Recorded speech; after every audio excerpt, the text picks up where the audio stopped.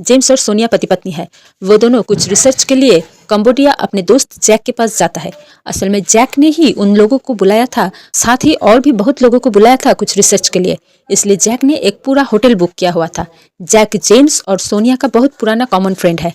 Jack ने James और सोनिया के लिए भी एक रूम बुक किया था, लेकिन जैक को पता नहीं था कि जेम्स और सोनिया हाल ही में कुछ बात को लेकर अलग रहते थे। पूरा होटल गेस्ट से भरा हुआ था, इसलिए मजबूरन जेम्स और सोनिया को एक ही रूम में रहना पड़ा।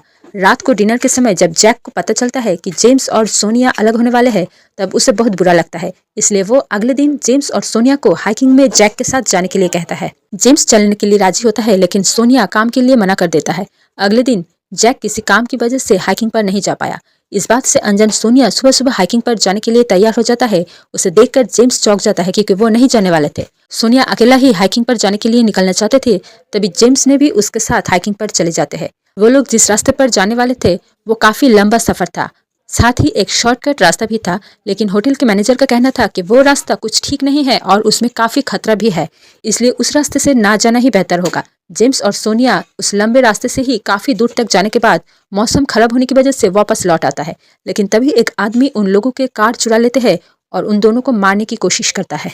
तभी जेम्स और सोनिया भागते हुए उस खतरनाक शॉर्टकट रास्ते में घुस जाते हैं। सोनिया आगे भाग रही थी, अचानक वह एक दलदल में गिर जाते हैं।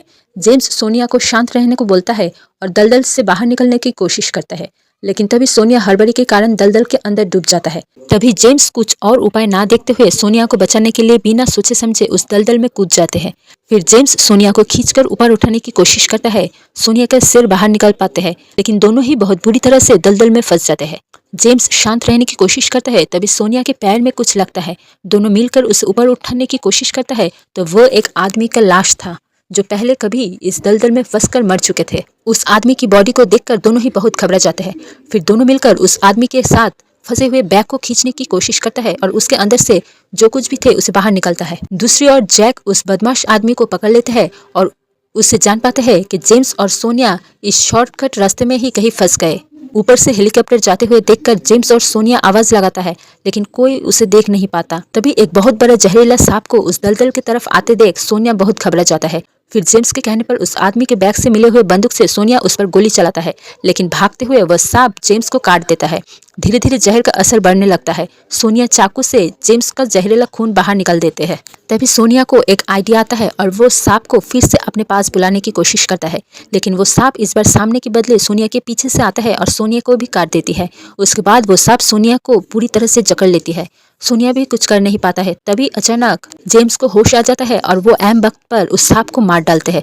उस सांप को रस्सी की तरह इस्तेमाल करके उस बैग के साथ बांधकर पत्थर के जरिए सोनिया उस दलदल से बाहर निकलती है, लेकिन जेम्स के पास उस वक्त हिलने की भी ताकत नहीं थी। सोनिया मदद मांगने के लिए जंगल से बाहर जाने की कोशिश करता है, तभी जैक वह पुलिस को लेकर पहुंच जाता है और जेम्स को उस दलदल से बाहर निकलता है। अंत में जेम्स और सोनिया दोनों ही समझ जाते हैं कि वो दोनों अभी भी एक दूसरे से बेहद प्यार करते हैं।